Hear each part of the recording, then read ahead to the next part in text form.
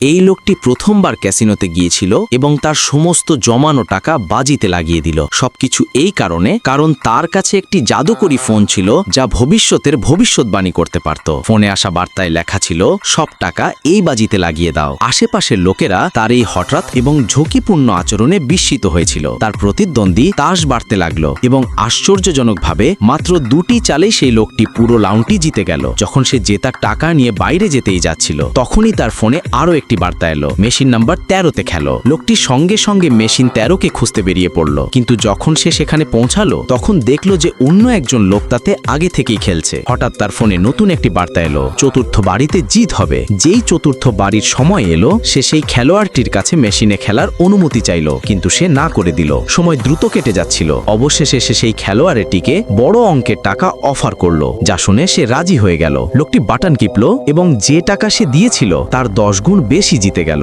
এরই মধ্যে ক্যাসিনোর কর্মচারীরা তার প্রত্যেকটি কার্যকলাপের ওপর নজর রাখছিল। এবার তার ফোনে একটি নতুন বার্তা এলো, $300 মিলিয়ন পুরস্কার তোমার হতে পারে। সে দ্রুত ক্যাসিনোর সবচেয়ে বড় মেশিনের দিকে গেল এবং তাতে একটি নোট ঢোকালো। মেশিন ঘুরতে লাগলো এবং এখন প্রতিটি ঘোরাফেরার সাথে তার হৃদস্পন্দন আরো দ্রুত হচ্ছিল। পুরো ক্যাসিনো তার দিকে তাকিয়েছিল। যেই মেশিনের গতি কমলো, $300 মিলিয়ন বড় পুরস্কারটি সে জিতে গেল। পুরো ক্যাসিনো হঠাৎ হাততালি এবং চিৎকারে মুখরিত হয়ে উঠল।